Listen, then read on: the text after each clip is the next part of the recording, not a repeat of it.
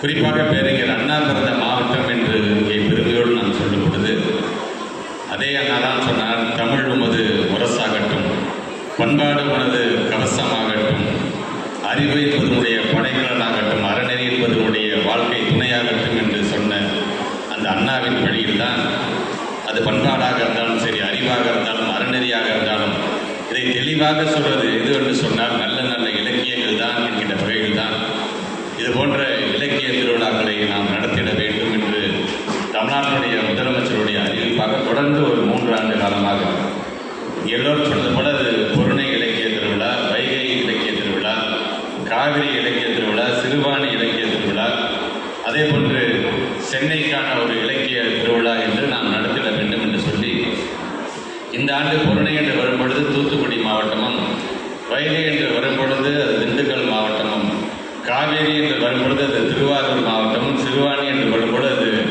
ஈரோடு மாவட்டமும், சென்னை உள்ளடக்கிய என்கின்ற வகையில் இன்றைக்கு அண்ணா பிறந்த காஞ்சியில் இன்றைக்கு சென்னை இலக்கிய திருவிழாவை நாம் நடத்தி கொண்டிருக்கின்றோம். இங்கே வருவதற்கு முன்பாக திருவள்ளூர் மாவட்டத்திலே புத்தக திருவிழாவை தொடங்கி வைத்துவிட்டு நேரடியாக நாங்கள் இங்கே வருகை தந்திருக்கோம் என்று சொல்லும் பொழுது இங்கே நம்முடைய அண்ணன் மனுஷபுத்திரன் அவர்கள் சொன்னது போலத்தான் அந்த வாசிப்பு பழக்கம் என்பது எந்த அளவுக்கு இன்றைக்கு அவசியமான ஒன்றாக இருக்கின்றது. ஒட்டுமொத்தமாக முன்னாடிலாம் பார்த்தீங்கன்னா ஒரு புத்தக கண்காட்சினா சென்னையில் மட்டும்தான் நடக்கும்.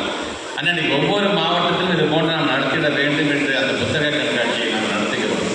அது மட்டுமல்ல, இது போன்ற இலக்கிய விழாக்களை நாம் நடத்துகிறோம் என்று சொன்னால் ஒட்டுமொத்தமாக இந்த தமிழ்நாட்டை ஒரு அறிவு சார்ந்த ஒரு நிலமாக மாற்றிட வேண்டும் என்கின்ற மாண்பு தமிழ்நாட்டினுடைய முதலமைச்சருடைய அந்த கனவை நிறைவேற்றுகின்ற பணியில் தான் நம்முடைய பள்ளி கல்வித்துறை ஈடுபட்டிருக்கிறது என்பதற்காக இதை நான் சொல்கின்றேன். அது இன்றைக்கு பல்வேறு விதத்தில் எப்படியெல்லாம் நம்முடைய இங்கே உரையாடி அமர்ந்திருக்கின்ற லியோனி அண்ணன் சொன்னது போல இன்றைக்கு பல்வேறு விதத்தில் மொழி என்று வரும்பொழுது அதை ஒரு திணிப்பை இன்றைக்கு செய்து கொண்டிருக்கின்றார்கள். அது திட்டமிடல் திணிப்பாகத்தான் இருக்குது என்பதற்காகத்தான் தமிழ்நாட்டுடைய முதலமைச்சர் எங்களுக்கு இருமொழி கொள்கையே போதுமானதாக உள்ளது, ஆக எங்களுக்கு புதிதாக எந்த மொழியும் திணிக்க வேண்டாம் என்று சொல்லக்கூடிய ஒரே முதலமைச்சர் இந்த இந்தியாவிலே உண்டு என்று சொன்னால் அது தமிழ்நாட்டுடைய முதலமைச்சர் என்பதை நீங்கள் மறந்துவிடக்கூடாது. ஆக அந்த விதத்தில் தான் இன்றைக்கு மொழியை, பண்பாட்டை, கலாச்சாரத்தை பாதுகாக்கின்ற பணியில் இந்த தமிழக அரசும் தமிழ்நாட்டுடைய முதலமைச்சரும் இன்றைக்கு அதை ஈடுபட்டுக் கொண்டிருக்கிறார்கள். ஆக அந்த விதத்தில் வருகை தந்திருக்கின்ற மாணவ செல்வங்கள் இது போன்ற இலக்கிய விழாக்களை நீங்கள் கலந்து கொள்ள வேண்டும். இங்கே எங்களுடைய சங்கர் சார் சொன்ன மாதிரி 2 நாட்களாக பல்வேறு விதத்தில் அது கவியரங்கமாக இருந்தாலும், அது சொல்லரங்கமாக இருந்தாலும், அது விவாத மேடைகளாக இருந்தாலும் இது போன்ற ஒரு நல்ல விஷயத்தில் நீங்கள் பங்கு பெறும்போது ஏதோ இங்கே அண்ணா பிறந்த காஞ்சிபுரம் மாவட்ட சாதனை மட்டும் இதை பார்க்கப்படுறதில்லை. அண்ணா நூற்றாண்டு நூலகத்தில் நம்முடைய துறை சார்ந்திருக்கின்ற யூடியூப்லையும் நீங்கள் பேசுகிறத அங்கே அமர்ந்து அங்கே இருக்கின்ற கல்வியாளர்களும் இலக்கியவாதிகளும் இதை பார்க்க இருக்கிறார்கள் என்று சொல்லும் பொழுது நீங்களும் உங்களுடைய திறமைகளை நீங்கள் முழுமையாக காட்டிட வேண்டும் என்பதற்காகத்தான் இன்றைக்கு நிறைவான ஒரு நிகழ்விலே இன்றைக்கு நாங்கள்லாம் கலந்து கொண்டிருக்கின்றோம். அது மட்டுமல்ல, இது போன்ற இலக்கிய விழாக்களை நடத்தும் பொழுது இதற்கான நிதியாக ஏனென்றால் 1,85,00,000 ரூபாயை இன்றைக்கு தமிழக அரசு ஒதுக்குகிறது என்று சொன்னால் அது நம்முடைய தமிழ்நாட்டின் மீதும் நம்முடைய மொழி மீதும் நம்முடைய முதலமைச்சர் வைத்திருக்கின்ற அந்த மிகப்பெரிய அன்பும் மரியாதையும் என்பதை நீங்கள் மறந்துவிடக்கூடாது. பல்வேறு விதத்தில் நீங்கள் எல்லோரும் இன்றைக்கு கல்லூரியில் படிக்கிறீங்க, படிப்பு அவசியம்தான், இல்லை என்று சொல்லவில்லை.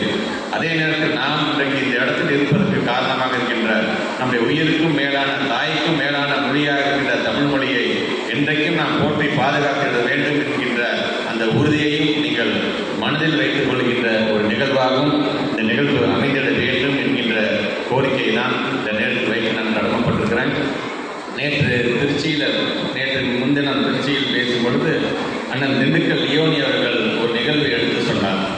NSC அவர்கள் மும்பைக்கு செல்லும் பொழுது அவருக்கு பால் என்று சொன்னது அவருக்கு சொல்ல தெரியல, பால் அப்படின்னு சொன்னால் அவனுக்கு அது புரியல அப்படின்னு மிகவும் நகைச்சியோடு எடுத்து சொன்னார்.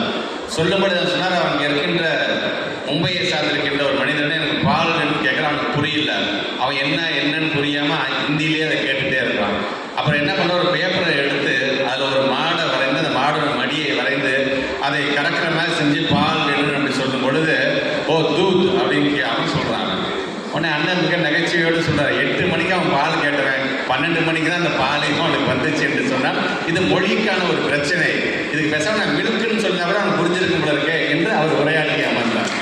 அப்போ நான் உரையாற்றும் போது நான் சொன்னேன், இதனால தான் எங்களுக்கு இருமொழி கொள்கையே போதுமானதாக இருக்கின்றது, தாய்மொழியை நாம் சிந்திப்போம். மொழியில் நம்ம கம்யூனிகேட் பண்ணோம். அது போதுமான ஒன்றாக இருக்கிறது என்பதற்காகத்தான் அவர் பேசிய பிறகு நான் சொன்னேன், தூரமாக போகட்டும், பால் பக்கத்தில் வரட்டும், அனைவருக்கும் தெரிந்த மில்க் மீடியமாக இருக்கட்டும் என்று நான் உரையாற்ற போது நான் சொன்னேன். ஆக அந்த விதத்தில் இன்றைக்கு ஒரு புதிய ஒரு மொழியை திணிக்க வேண்டும். நம்ம பிள்ளைங்க 3 மொழி 10 மொழி கூட படிக்கணும், ஆசைப்படுறவங்க எவ்வளோ வேணால் படிக்கணுங்க. பட் ஆனால் there is a difference between optional and compulsion ஒன்று இருக்குது பார்த்தீங்களா. அந்த கம்பல்ஷன் மோடில் எங்களை போடாதீங்க. எங்களுக்கு தேவை நாங்கள் படிச்சுட்டு போகிறோம். எங்களுக்கு எங்களுடைய தாய்மொழி என்னுடைய ஆங்கிலமே போதுமானதாக இருக்கிறது என்பதை நாங்களும் சொல்லிக்கொண்டே தான் இருக்கிறோம். அவங்க ஒன்றும் தெரியாமல் இல்லை, தெரிந்து கொண்டே தான் எந்த அளவுக்கு இன்டைரக்டாக ஒவ்வொரு மொழியும் திணிக்க முடியும் என்கின்ற அந்த பணியில் தான் அவர்கள் ஈடுபட்டு கொண்டிருக்கிறார்கள். இது தமிழ்நாட்டு மண், இது அண்ணா கண்ட மண், முத்தமிழர் கலைஞர் பண்படுத்திய மண்.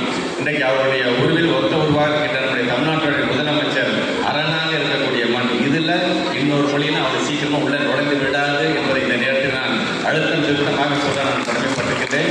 ஆக வருகை தந்திருக்கின்ற மாணவ செல்வங்கள் தொடர்ந்து இது போன்ற நீங்கள் பங்கு பெறும்போதுதான் ஒரு அரசாங்கம் ஒரு திட்டத்தை செயல்படுத்தும் போது இன்னும் ஊக்கத்தை அது பெறுகின்றது என்கின்ற வகையில் தான் இன்றைக்கு இது அமைந்திருக்கின்றது.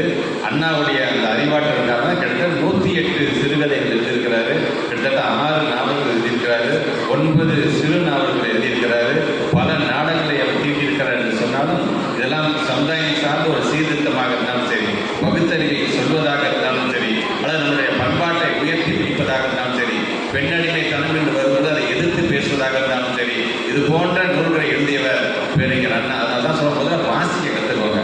வாசிச்சுட்டே இருந்தீங்கன்னா ஆட்டோமேட்டிக்காக நீங்கள் ஒரு எழுத்தாளராக மாறுவீர்கள். வாசிப்பும் எழுத்தும் கைகூடியது என்று சொன்னால் மிகப்பெரிய ஒரு மேடை பேச்சாளராக நீங்கள் வருவீர்கள் என்பதற்காகத்தான் இதை நான் சொல்கின்றேன். அதனால இன்னைக்கு இருக்கிற டெக்னாலஜிக்கு நேற்று நடந்த ஒரு பள்ளி நிகழ்வுள்ள நம்முடைய சிஎம்பி எழுதரசனாக கலந்துதான் இருக்கின்ற பள்ளி மாணவர்கிட்ட சொன்னேன், இன்னைக்கு இருக்கின்ற டெக்னாலஜி வந்து வரமாக இருக்கின்றது, சாபமாக இருக்கின்றது. ஆனால் வாசிப்பு என்று வரும்பொழுது அதை நீங்கள் பழக்கப்படுத்திக் கொண்டீர்கள் என்று சொன்னால் வேறு எந்த டிஸ்ட்ராக்ஷனுக்கும் போகாமல் நீங்கள் உங்களுடைய நிலையை, உங்களுடைய மனதை ஒருநிலைப்படுத்த முடியும் என்று சொல்வதற்காக நான் சொன்னேன். ஏன்னா நீங்கள் செல்ஃபோன் யாரை பார்த்தாலும் செல்ஃபோனுக்கு தலையை குனிஞ்சோம்னா எந்திரிக்கவே மாட்டோம். ரொம்ப அடக்கமான பொண்ணாக இருக்கும் போல இருப்பான்னு நினைப்பீங்க, இல்லை கீழே கொஞ்சம் செல்ஃபோனை பார்த்துருக்கிற பொண்ணாக இருக்கும்போது. ஆக அந்த அளவுக்கு இன்றைக்கு இந்த செல்ஃபோனை, இந்த டெக்னாலஜி இதெல்லாம் பார்க்கும்போது ஏன் நான் வாசிப்பை பற்றி சொல்கிறேன் என்று சொன்னால், வாசிக்கலாம் என்று புத்தகம் சொல்கின்றது, வாசிக்கலாம் என்று செல்போன் சொல்லுது. அதனால் எதையும் சிக்கி விடாதீர்கள், புத்தகத்தை வாசிக்கிற பழக்கத்தை மேம்படுத்த வேண்டும் என்பதற்காகத்தான் இதை நான் சொல்கின்றேன். ஆக அந்த விதத்தில் வருகை தந்திருக்கின்ற அனைத்து மாணவர்களும் இதில் பங்கு பெற்று முதல் பரிசு 2வது பரிசுலாம் கிடையாது, இதில் பங்கு பெற்ற எல்லாருமே என்னை பொறுத்தவரைக்கும் வெற்றி பெற்றவராகத்தான் நான் கருதுகிறேன். அந்த விதத்தில் வருகை தந்திருக்கின்ற அரங்கங்களும் பெண்கள் தான் அதிகமாக